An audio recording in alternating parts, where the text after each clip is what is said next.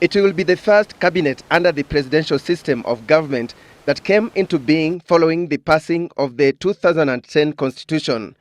Unlike in the past, the Jubilee administration is guided by the law on the number of cabinet secretaries to pick, with the law stipulating that they should be between 14 and 22. Can you perhaps comment on the... When the National Rainbow Coalition, NAC, took over power in 2002, ending 24 years of Daniel Arap Moi's regime, expectations were high. The government itself is much too large with the government we have now. And the size of it must be smaller, slimmer, but more efficient. More efficient. Like you know, any efficient fellow is not too fat.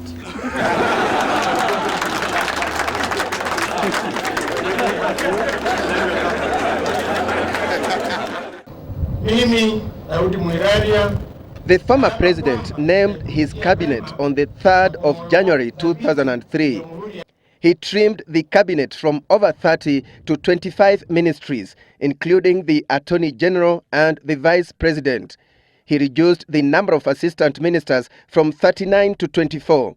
However, Kibaki's cabinet was later to be bloated due to political reasons and the formation of the Grand Coalition government in 2008. Past presidents have rushed to name their cabinet. In the case of President Moi, it was winner take all. In the case of President Kibaki, it was a coalition. And coalition making is very expensive in the sense that when you agree on an MOU, you have to stick to it. In his first cabinet, 3 women, a departure from the past, were given key ministries. Jabi Kilimo, Minister of State in the office of the Vice President, Charity Ngilu in the Health, and Martha Karua held the water docket. The Nation editorial, a day after the naming of the cabinet, hailed Kibaki for recognizing merit, experience, and expertise in choosing ministers. It said, quote, "This was a departure from President Moi's protracted habit of politicizing all appointments to the cabinet," end quote. However, critics say Kibaki still rewarded loyalty. He rewarded vote bringers. He was guided by politics, as some of his top ministers were from NAC's topmost decision-making organ that was known as the Summit. But observers say Kenyatta and Ruto are expected to execute a much more clearer departure from the past. And given that theirs is a presidential system, they do not necessarily have to pick politicians as cabinet secretaries. What President Kibaki, President Uhuru and William Ruto should realize is that the present dispensation is not the past system where you would please your political loyalists.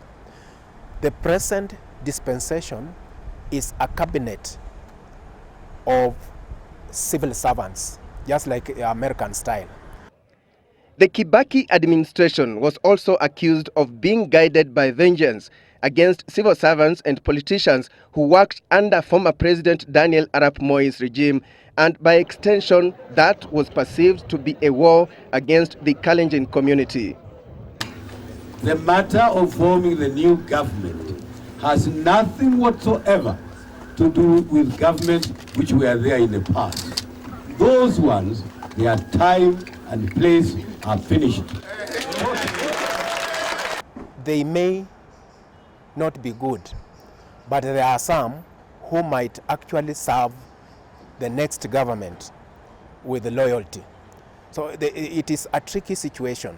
The other criticism against the immediate former president is that he reneged on an alleged agreement between his party, NAK, and its partner, the Liberal Democratic Party.